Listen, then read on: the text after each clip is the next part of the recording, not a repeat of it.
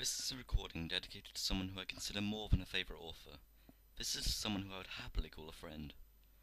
And so, while I may have titled this as a review, this is more of a praise.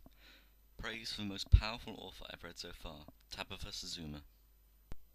The first book I read of hers was also the best book I've yet read, Forbidden.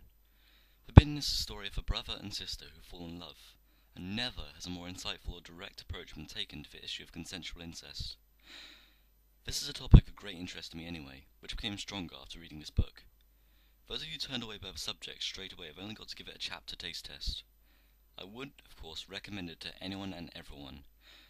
That said, for younger readers, there is swearing and mature content involved, so that's just a warning if you're below teenage.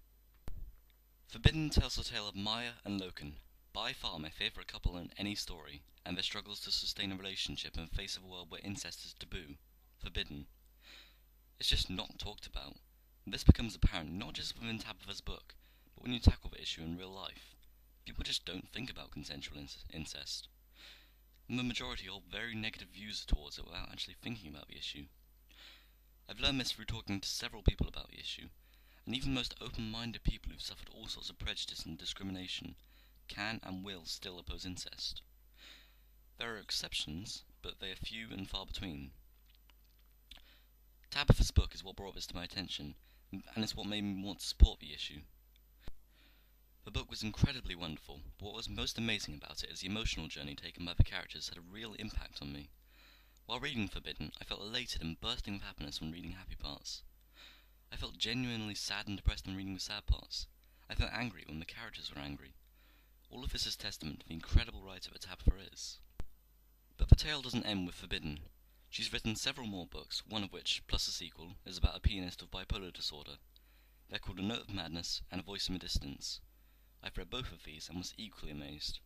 At the time of this video, I'm reading her other book, From Where I Stand, and I'm going to read Without Looking Back next. I would recommend every single one of Tabitha's books, even ones I haven't read yet, because it stands to reason that anyone who could blow me away with 3 incredible books can do the same for 3 more. And on top of that, Tabitha herself is a lovely woman who I've been delighted to speak to over the past month. An author whose stories, they touch chillingly upon real-life experience, I suppose. I've loved every word that Tabitha has written, well, except the end. Unfortunately, though, in the finite universe we live in, everything has to end, including Mrs. Zuma's amazing writing and this video, which has gone on for several minutes by now.